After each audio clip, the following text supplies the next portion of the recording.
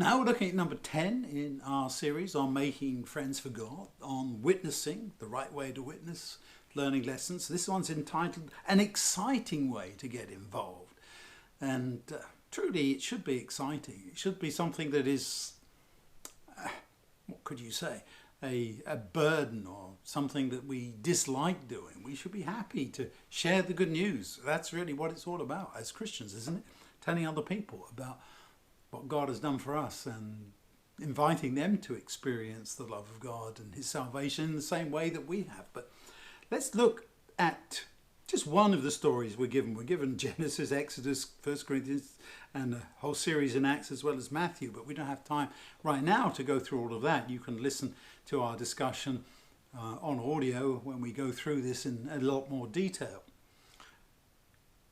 Let me take you to Acts chapter 16, and it's the story of the conversion of a lady called Lydia. This is in Philippi, and in Acts 16:13, Luke records, "On the Sabbath day we went out of the town gates down to the riverside where we thought people would come to pray. We sat down and talked with the women that had gathered there, witnessing wherever they could." They're thinking, okay, this is where people might be looking to express themselves, to pray, whatever God they're praying to, doesn't say. One of them was Lydia, who sold purple cloth from the town of Thyatira.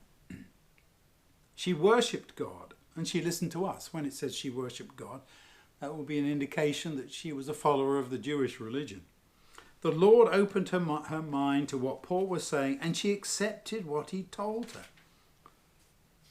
After she and all her household were baptized, she pleaded with us, "If you really think that I'm committed, truly committed to the Lord, then come and stay at my house." She kept on insisting until we agreed. I mean, isn't that a great expression of getting involved? This lady, she had been following God, the experience from the Old Testament times and so on. And now comes this new preacher. Paul is telling her about what Jesus is like and what he's done. And she's convinced. And she's baptized along with the rest of her family. And as a result, she says, okay, I'm in and I want to get involved. It's an exciting experience, not just for the people doing the witnessing, in this case Paul and his companions, but for the lady too, and her household. And she invites them to go and stay with her.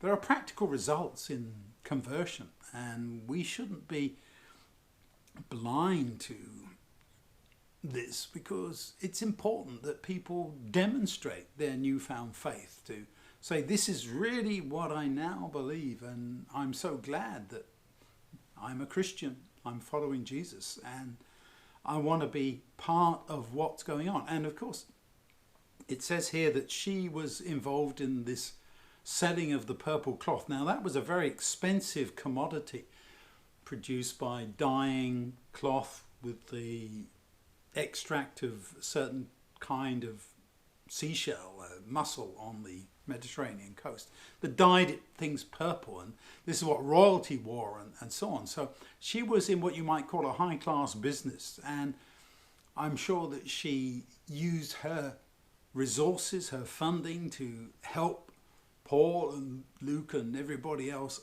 on their way, and to share the good news in every possible way she could, using what she had. There's a great example to all of us of saying, okay, I now recognize what really is important in my life, because I have been witnessed to, and now I want to witness. You know, it comes from here, comes to me, moves on. And I want to make sure that that's possible for everybody that I am involved with. And we should be thinking about this in the same way, using our resources, our time, our talents, our money, to let others know. Talk about Jesus. And in these times of social distancing, use your Facebook page, use a camera and let people Know what your experience is. Put up videos, whatever it is, calling up people on the phone. I mean, sounds like old technology now, but we can still do that too. We need to be excited in our witnessing so that others may be excited about Jesus too.